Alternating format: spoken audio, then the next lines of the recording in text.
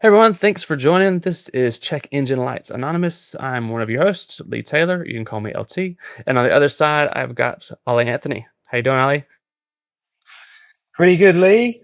How's things been going this week? Pretty straightforward. Did a hill climb over the weekend with the Fiesta. So a good way to remember how rusty I am at going around a corner quickly. But it was a good time, no less. And I hear that you've had some issues with your i30. A More few. issues with your i30? Yeah. Yeah. Before we get into that, my name's Ollie, and I've got a bit of a background with cars, and I'm really excited to be part of the team as well. And yeah, let's get into it. But yeah, in terms of the i30, I could spend half an hour talking about it. But today's latest fiasco went to get a new key cut because, as you saw, the end broke off. Got to the key place, dropped the key to a section that I didn't even know existed in between where the handbrake is, or the e-brake if you're American. Yeah. And I had to pull the interior apart to find the end of this key blade before we could do it. So it's just another fu from the Hyundai gods, I think. Is this the same But car yeah, you've had like clutch problems with and an engine out like 3 times? And it's honestly, it was one of them ones. It started as a great deal and progressively has just turned into being a horrible deal. And I wish I'd just bought a new car at this point. So yeah, I'm sure the new Hyundais are fantastic. In fact, I've driven the N, and it's a great car. But this this is the biggest nail ever. It needs to go in the bin. If it lasts a year, or if it blows up next week, I don't care. It's going in the bin, and we'll get a new car because I'm over it. I'm over it. find some cliff to throw it off of. But Yeah, well, I saw the so yeah, the i30 woes continue. We'll have to probably have to do a video on that on the channel at some point from the whole story from start to finish. I think that would be really exciting because people will be interested to see the pain that we go through as car enthusiasts. And I saw your video of the hill climb. Looks fantastic. yes, I did. And so how did that go? It was good. First time back in the helmet after a year or so off.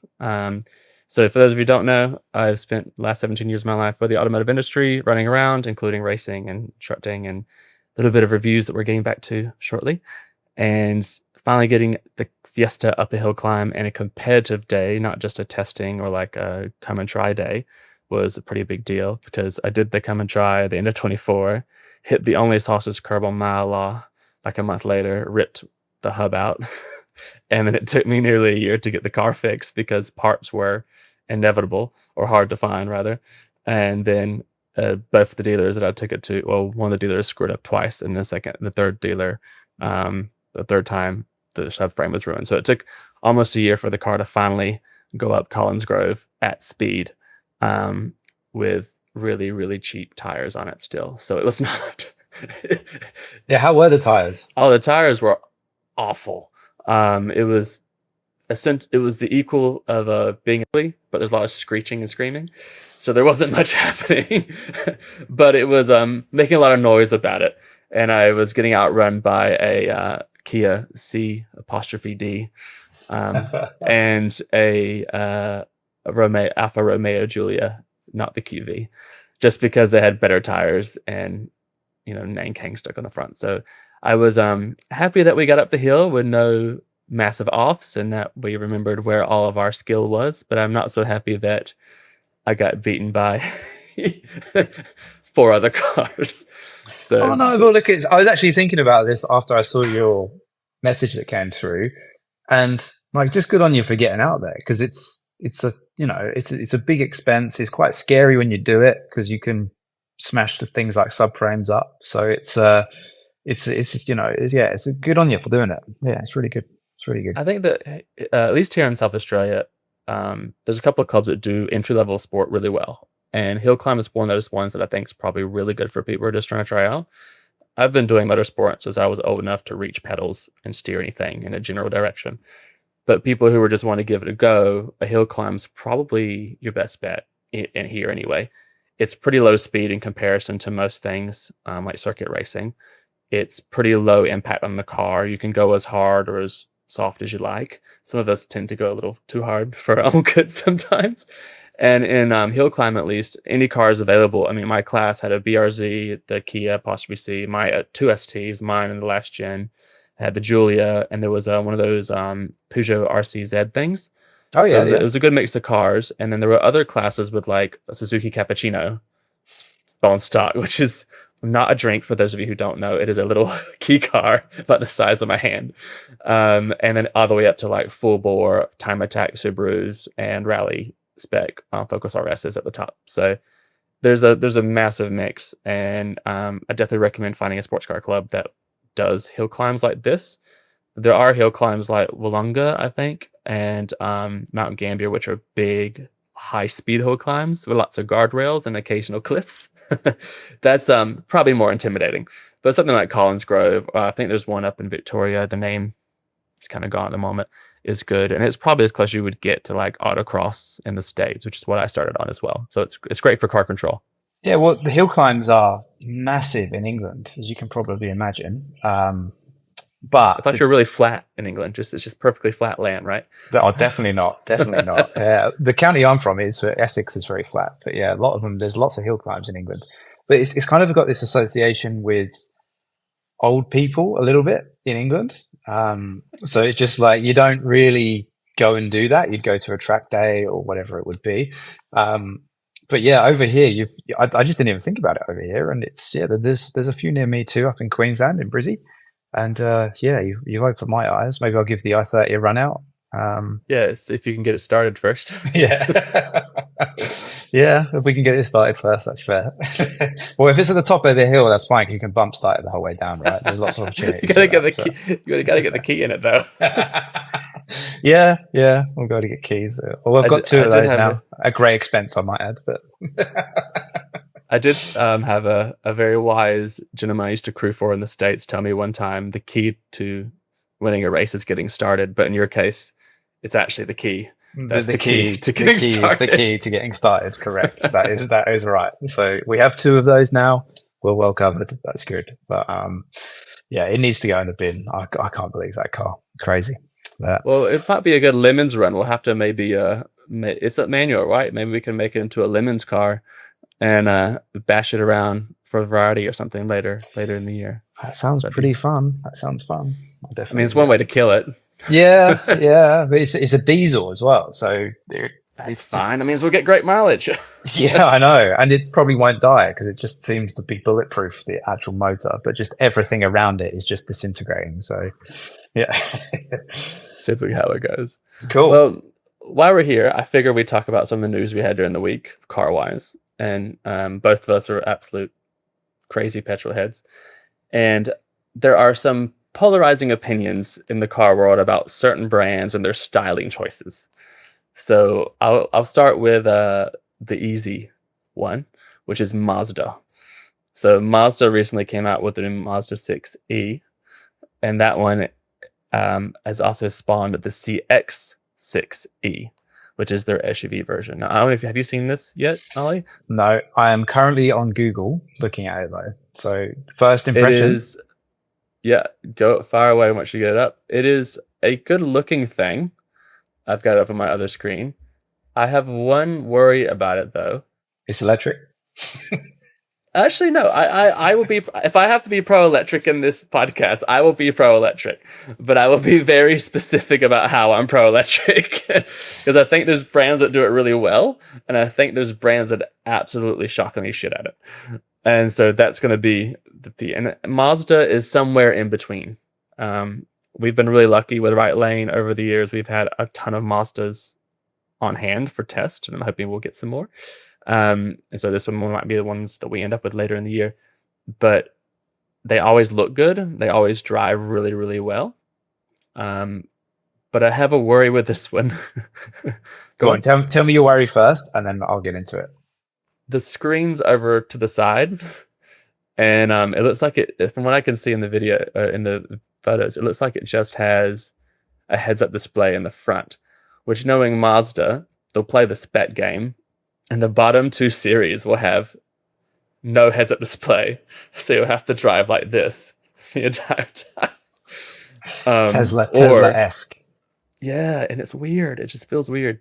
And the range. So the range on this is what they're saying in the initial press release. It's going to be more than 150 kilometers WLTP, which we know is pretty optimistic. Is that the new way to test or the old way? That's a good question. I'll have to double check which one. Then I know when we look at WLTP, when I worked in a brand, it was the optimistic view. So we normally take about 10% off of it. So Okay. So they're even saying at 150 Ks 450 Ks. for Yeah. okay, that's fine. Yeah, we can do that. We can do So it 400 450. Ks. Yeah. Yeah. So 400 Ks is like a good amount of range. But then, if your highway speed, you chew up a bit more energy. If you're running the aircon, you're chewing up a bit more energy. Not so much the heat. That's a different thing. Little things like that really mess with EVs that modern EVs don't have a big problem with because most of them are pretty good at managing the energy. But the Japanese are really slow to change when it comes to cars. And so I'm worried that Mazda's going to do kind of they did the CX, the little one, the CX-30 or C30, the one we tested a few years ago on the channel, where it's all cool and it feels nice, but then you're like, oh, you only have 200 kilometers of range or less. So you're like, I can't really go cross country. That I think is a big problem with back. If we're not going to have the big electric car debate at the moment, I'm sure, but it's the that is the issue with EVs is the technology is moving so fast that it hurts your residuals so much. But just going back to the Mazda and the CX6E, I'm in agreement. I think it looks fantastic, and I also agree. I think the design language of Mazda is fantastic. They're some of the most pretty cars at the price point on the road that you can get. Oh, yeah. I look at them, I go, wow. And a really controversial one, I think that Mazda has the best color choices of any brand sub $100,000. No. Okay, sub 100 grand. I'll give you that. Because and I'll give you the Soul Red, that red car. I would very unlike. I know you sent me a photo of a GT3 the other day, a red one. I wouldn't usually choose a red car, but that Soul Red is you see that beautiful. Up close, the depth of that color is fantastic. It's unbelievable. They also do like a dark blue. I can't remember exactly what it's called. I think it's like moon blue or some really wanky name, but it's really gorgeous. I think we had a CX-5 with that on test a couple of years ago too, and I was impressed by it. And then I only see champagne color cars with my grandmother's Grand Marquis, which is like 18 feet of car, in my head. But they put out a color maybe 2 years ago now called Zircon Sand. This really beautiful tan color, and on photos it looked kind of meh. But then I saw one on a MX-5, a Miata, an MX-5 on the road, and I was like, actually, that's really beautiful the way it shimmers and it looks under the sun. They're good at paint. I'll have to agree. Yeah, they're good at paint, and I really like the Mazda 3 too. Just the styling, it's starting to. It doesn't look out of date. That's probably the wrong way to say it, but it's starting to now not look as futuristic as what it once did. But it's almost got Bugatti Veyron back end buttresses to it. They're honestly, I've driven a few. I had some jobs that I've had before, and they're great cars. They're really great cars. It does hurt the visibility somewhat out. They're not the easiest to see out of, but oh my god, they're great cars. I agree. Looks wise, they look fantastic, and I'm in agreement. And I've recommended Mazda 3s, CX-3s, CX-30s, not CX-3s, to so many people because they're a good car, great price point. There's a great range of selection of engines and transmissions, and they just drive really, really well. And they're really reliable. You very rarely hear horror stories about Mazdas. I'm sure there's some lemons out there. There's some in every batch of cars made, but they kind of fly under the radar at the moment because they do struggle to change generations at a pace in which everyone likes. They do, and I think we spoke about this a couple of weeks ago, but I also think that their price point has increased quite significantly. So they've gone for that more upmarket brand.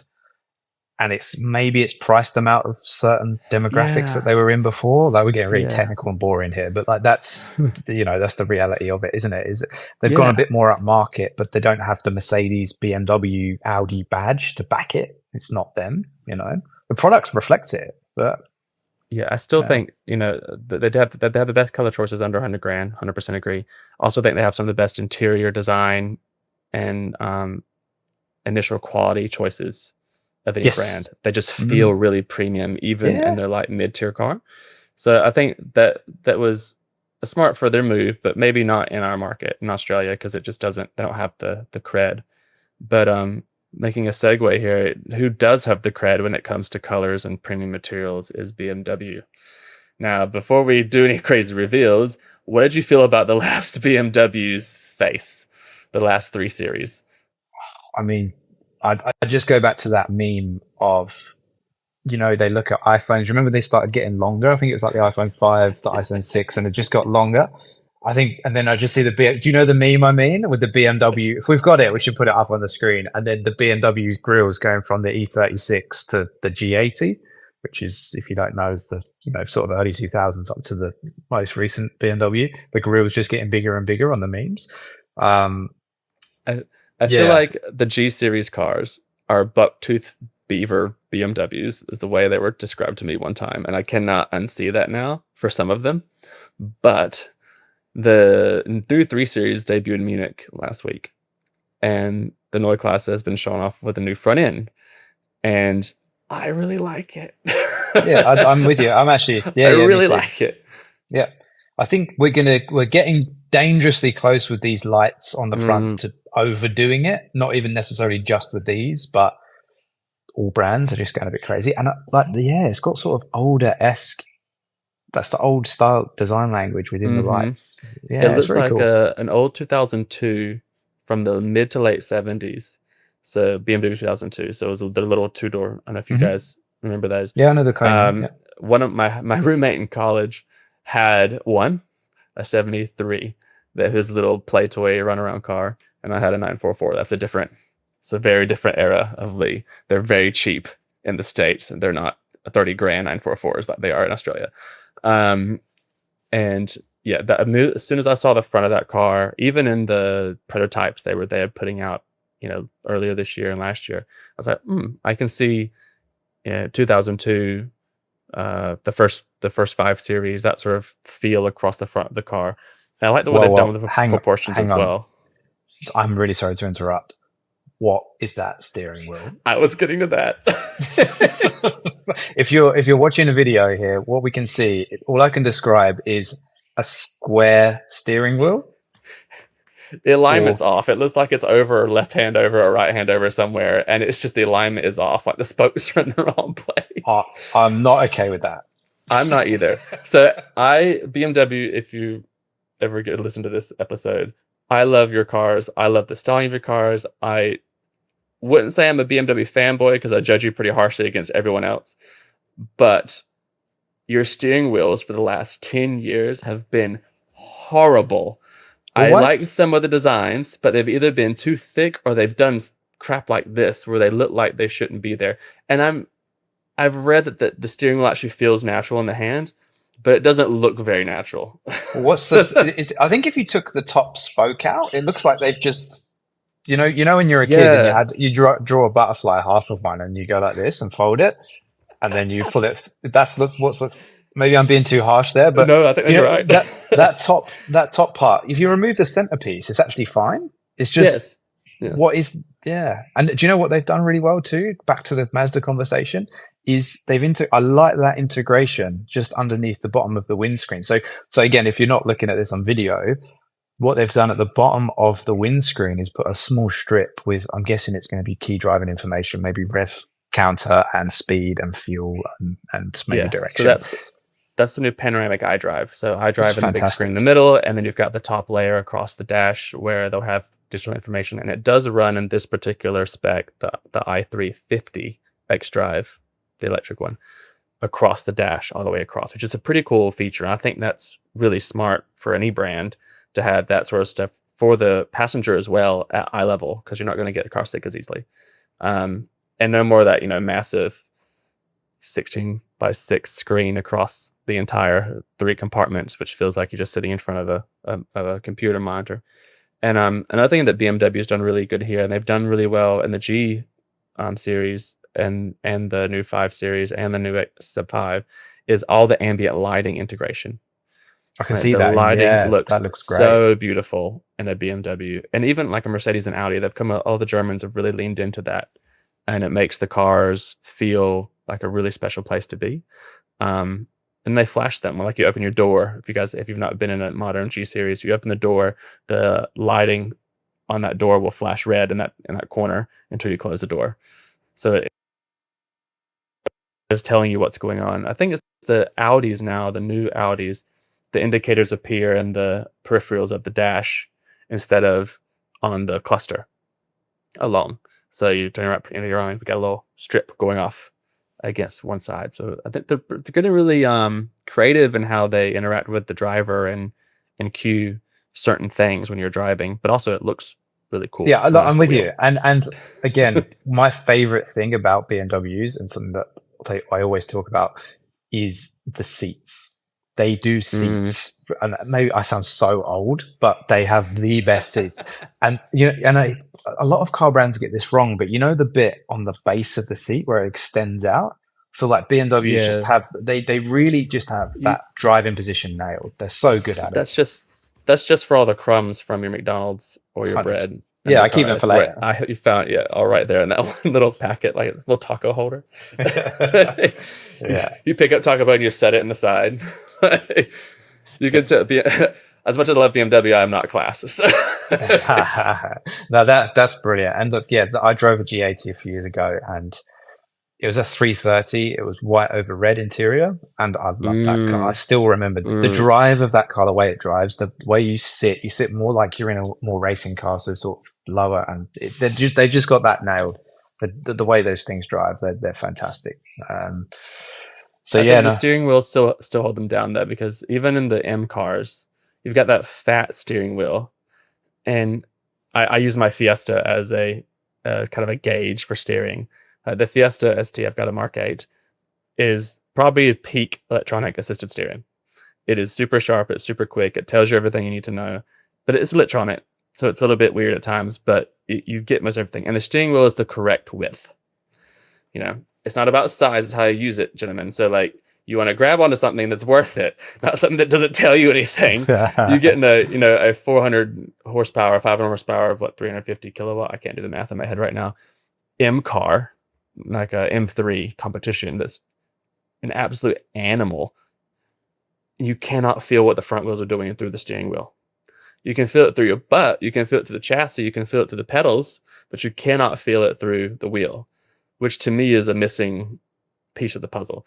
And that's my worry with this wheel, is that, oh, we made it cool and unique and it's a better driver experience. It's like, okay, great, but like you haven't fixed the core problem yet, which is that connection piece. But every car brand's fighting that right now with electronic steering. They all have to deal with that problem, but some just do it yeah. better than others. You do lose a lot of feel from electric power steering. I agree. Real car nerdy stuff, isn't it? I think that, yeah. Look, I love. In summary, though, in terms of the BMW overall, the design on the outside, the front in particular, is great. I want to see it in person, because I find when you see things on press shots, they Mm, can look very different. mm. And then the interior again looks fantastic. Agree with the lighting. Love that bar underneath the windscreen. Steering wheel, I'll reserve judgment, but my initial call was, "Hey, that Ugh. doesn't look right to me." But look, I'm open to having my mind changed, and we'll have a What look I at it. would love is that we end up with one of these when they come over and with the steering wheel, and it proves us wrong. It might still look like a donkey's bottom, but it might fix all the feel problems. You don't know. It could be a grip Maybe. thing. I If not, could I'll I just could probably get over if that. not, I've got an angle grinder and a Dremel. We can just cut it out. It's fine. Airbag goes off. These are the usual things. No, I think yeah, it'd be interesting to see. Now, Yeah, cool. All right. So what have we got next, Lee? I think we were going to talk a bit about what's going on in our world at the moment. It's actually affecting everybody in the world at the moment, and that's fuel prices. I used to be able to fill the Fiesta up for just over $80 because I run 98 because I am a car nut and I don't want to put cheap fuel in my nice little hatchback.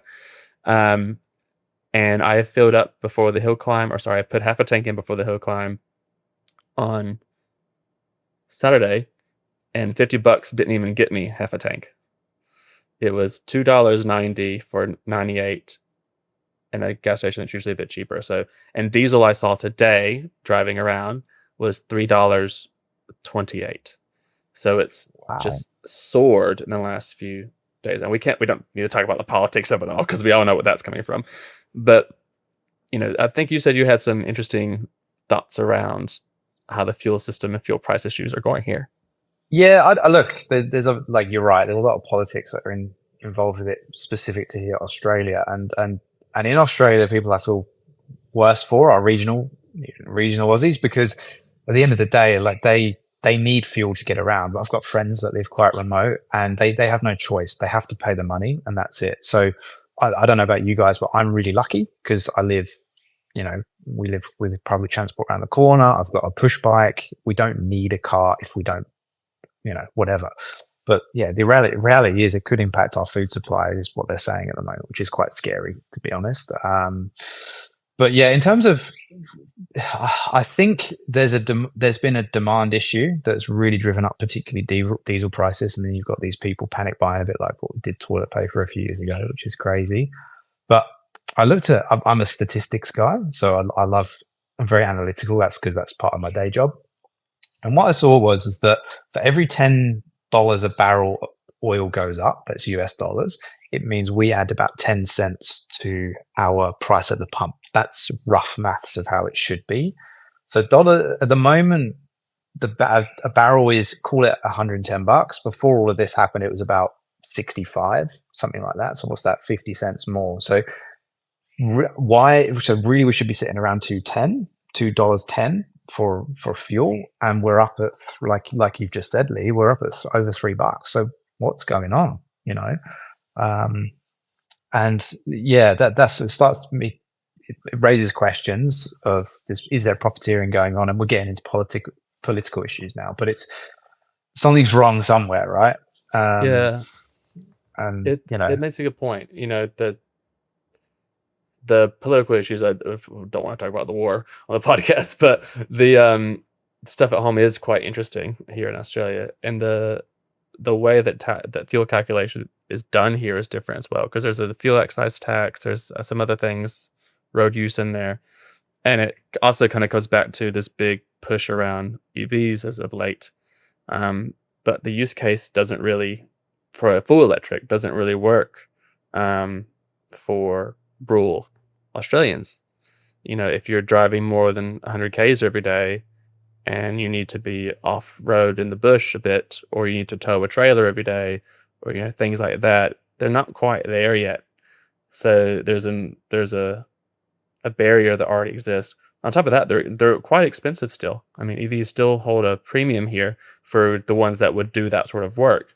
There are brands coming in that are doing or giving offerings that will kind of fit the bill, but you're still not going to pull your combine's front attachment across the farm in an all EV Ute here yet, because we just don't have anything that would do that it's reliably and constantly. look, and that's at that scale. But if you go one more step up in terms of the trucks, and like you said, the combines on big farms, because we got some of the biggest farms in the world here, same as America, where you're from. Like, we've got piddly little farms in England of 1,000 acres. That's a big farm, but over Three here, goats, yeah, that's nothing. But when you scale up to that, just the energy requirement that you need. So I studied physics and didn't do very well in physics. That's why I run a marketing agency now. But when I was in school, you just look at the numbers. They don't work in terms of energy density when you scale Mm-hmm. up to those trucks, combines, and stuff. Like you said, the price point is very high. They're only going to last 7 to 10 years if you're lucky, because the batteries degrade, and then you've got a massive cost there, and then they're not worth anything at the end. The main driver of that being, this is cars, anything electric. The technology is moving so fast. Would you buy? The question I always ask is, would you buy an iPhone that's 5 years old, brand new now? Like, it just wouldn't work. The technology, or 10 years. If you go 10 years, you're looking at an iPhone 4 or 5, it probably wouldn't even run today. Apple don't even support it, It's a good So point.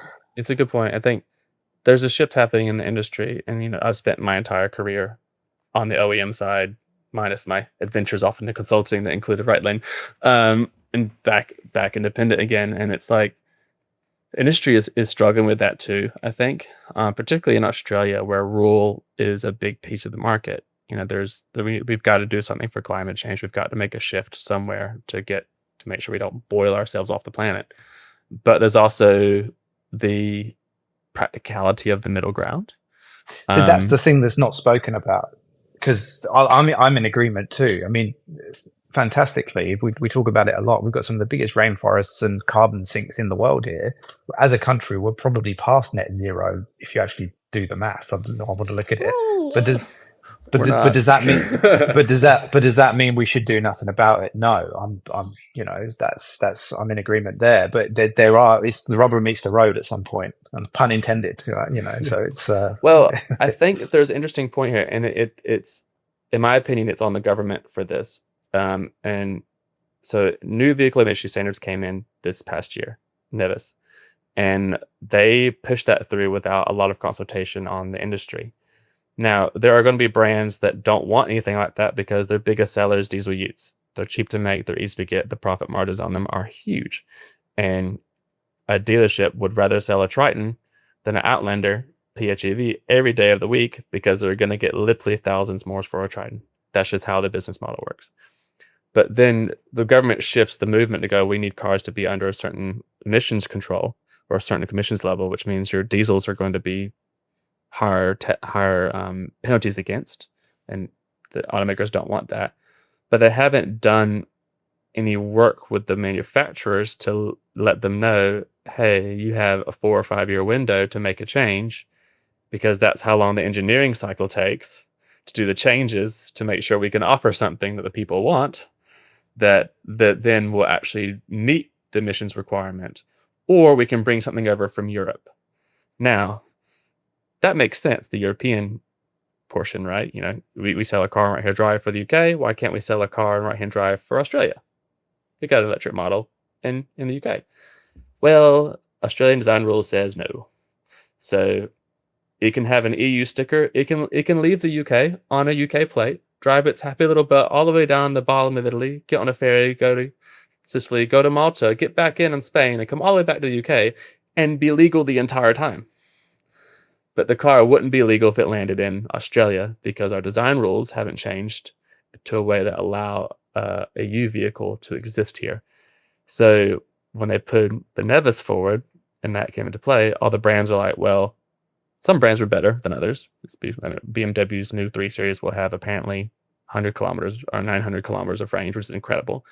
But the other brands like Mitsubishi and Ford and even Toyota, who have struggled with electrification and mass to this market, right-hand drive market, can't bring a car over they've already engineered. So they have to go through the several year process of re-engineering a car to fit Australian rules and then sell it. But we're only 2% of the market. So it makes no sense for the brand to spend the money to re-engineer it. That's a and big deep into the industry, yeah, but no, like you're that's the right, and problem. you're also seeing the ADR stuff. Well, the Australian regs, in terms of they're going to start fining these companies, which we don't really like. No one's really talking about this yet. And if they do sell, if they do sell the more of these diesel brands, diesel cars, it's just going to push the price of them up. They're going to go up 5, 10, 15,000 bucks. That's Yeah, just how it's going to go. yeah, that's kind of what's happened. A lot of the price rises we've seen on those brands recently, or on those cars recently, in mainstream brands, Toyota, Mitsubishi, Ford, Hyundai, Mazda, um, Isuzu is another good example, is because they now have to cover their cost of paying a fee every time they sell that car. You do have brands like Ford and Toyota which can offset some of that cost with their own portfolio, by selling EVs. No one really bought the Mach-E in Australia, even though it's actually a pretty decent car. But ignoring the Mustang part of it, there's that problem. But then you've got brands like Mitsubishi and Mazda who don't have many EVs on hand, who are now wearing the cost of selling high pollution vehicles, and the cost is going up, and no one wants to buy a $75,000 Triton unless it's Yeah. kitted out to a nth degree. It just doesn't. That's not how it works. So there's a gap there, and what the market will want versus what the government says we have to do versus what the brands are actually able to do. Like, it's not the brands coming from from previously being in product teams bringing cars over. It's not that we don't want to give the public the car they want. It's that sometimes we aren't allowed to. Like, we just simply don't have a car that fits the rules, or we don't have the money to make a car to fit the rules because the business case doesn't work. So that's the reality of it. I've seen many a petrol head sitting in a product planner's chair going, I wish I could make this cool thing happen, but we're a really small market and no one wants to invest in this market because why would we do it when we can make money on a different car in the US or in Thailand or in Europe? Yeah, So no, 100%. So I've just noticed Alex typing away whilst you're eloquently explaining that for the listeners and viewers, Lee. So thank you. you're welcome. So really good point Alex made, which was practical consumer advice. So going back to the fuel issue, what advice can we offer to consumers to help them save with these fuel costs that we've got at the moment? So I'll steal Alex's one, which was the 7-Eleven app. So Yes. I don't know how this works. I'm hoping you know, Lee, because I've seen it, and they always ask me when I go in there, do you have the 7-Eleven app? And I say no. But yeah, if we can save some money, then great. Yeah. So the 7-Eleven app, as I understand it, is that you log into the app and it will give you the 5 best prices in your area based on whatever fuel you select. So it could be 91, it could be 98 like me, it could be diesel for whatever. And then it lock in the lowest price of that fuel for you for a week. So then you can go to a 7-Eleven, pump your car full of fuel, show them the app and anywhere, and you'll get that price that you locked in earlier. Now, I think the max is 25 cents max savings, so it varies in between. But still, if you get 25 cent savings on a 40-liter tank, like in my Fiesta, then that's $10. That's pretty good. So that's a pretty good round. Yeah, that sounds good. Yeah, so that could be, especially with Easter coming up next weekend. We're filming this on the 31st of March. Yeah, it could be a good way to save a bit of money. Get the 7-Eleven app, get your price locked in, because we all know that these fuel stations put the prices up when there's a big demand coming, which there already is, like we've already discussed. So that's a good tip there. Thanks, Alex, for that one. Thanks, Alex. The another more technical one, and one that often gets overlooked by people, especially when they're going on long trips, is people always talk about doing a pre-trip check. Do we ever do a pre-trip check? When's the last time you checked your tire pressures on your daily driver before you decided to drive 6 hours? I can tell you it's when I'd raced it on Saturday. And before that, it was probably months before that. But tire pressures and your air filter and stuff like that actually make a big difference in how our car performs. So if you're running a tire that isn't a performance tire, it's designed for, more fuel economy, like most modern tires are, then if it's not at the right pressure, it creates more drag and the car doesn't do as well. So over the distance, saying Adelaide to Melbourne, for example, you'll actually see a significant change in your fuel usage if your tire pressures are off. Same thing for air cleaner. Just pop the hood, take the air cleaner out, make sure it's not full of gunk and crap. You can get a cheap one from Repco if you're driving an i30 that's falling apart, or you can do like I have and have one that you wash out, so a K&N or something of that style. And then just run no filter. That's the answer. Oh, that's a great idea in Australia. No, I've got horror stories about when I worked at Ford when we started finding ash in air cleaners after the big fires in 2019. Yeah, right. Ash was getting past some air cleaners that people had incorrectly installed and then eating turbos. So similar to how jet engines, can't fly through volcanic ash because they'll seize. Same thing. So make sure your air cleaner is attached appropriately. A scoop up the side of your ute does not count as an air cleaner, just so we're clear. So that's another one. It's a bit more technical, and anyone can do that. Doesn't matter what kind of car you're driving. Every car, unless it's an EV, will need an air cleaner, and every car, including EV, has tires. I hope. So yeah, nice. So 2 things there: 7-Eleven app, and before you go away for your Easter trip, and check your tire pressures and your air cleaner. And especially as well, a lot of people I've seen do this when you go up to Fraser Island or on the beach anywhere, is they might drive a few Ks before they put air back in their tires, which again, like, it's going to cost you a lot more money in fuel over a couple of Ks. Not a big deal. Not that safe, to be honest. But hey, yeah, because if you forget and you do 100 Ks, you're going to melt your tires, and you're also going to cost yourself a lot more money in new tires and fuel too. So that's that. So if you're up in Queensland or you're going in the bush, yeah, make sure you set your tire pressures correctly. That's And a for good those tip. who have high performance cars like me, my Fiesta will run on 91. So if you're not worried about having the full power at all times, you don't need all 200 horsepower. Let's take a Ranger Raptor, for example. A Ranger Raptor, it's got an incredible amount of power out of its V6, but doesn't require 98 all the time. It won't do you know, full function without 98. The car knows, but you can run it on 91. So if you're going a trip and you just want to be as economical as possible, running it on a lower grade of fuel is perfectly fine. Um, just check your car before you do it. Don't put diesel in your petrol car. That never works out. Yeah, that's not a good idea. But yeah, so they've got octane sensors in if we want to get technical on that one as well. Mm. So yeah, most cars they'll tell you what the lower limit is, and then you can put what you need to in them. But yeah, that's a good tip too. If you really stretch, you may get slightly worse fuel economy as well. But if it's the difference is 30, 40 cents a litre, or if you're out in the bush somewhere and you can only get access to that lower grade fuel, definitely do that as well. So yeah, good tips there. So what have we got next, Lee? Anything else to talk about? Well, we're pretty much near the end of what I had to chat about today with the Ollie, and just want to give everyone else a heads up. We are getting the channel back off the ground. So we're in the process of securing some cars to start filming again. So I'm excited to get back in front of the camera with Alex, who is hiding behind the production booth again today. And I'm sure I will drag him out into the wild at some point for an impromptu shoot. And we're going to get Ollie on camera with some cars soon. So you'll have more than just my annoying accent to deal with over the over the next year. Hopefully we'll have some really cool brands. We've got Denza on the cards. We're chatting to BMW again. Hoping to bring you guys some more reviews and a couple new locations, perhaps, so spicing things up a bit versus how we used to do things. Ollie, did you have anything to add before we wrap up?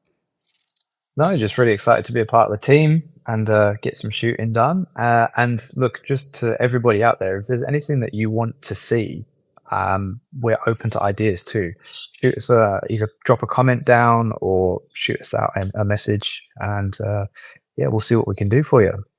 Absolutely, reach out, guys. We're more than happy to try new things out and try some crazy things out too, like, running an I-30 into a lemons race.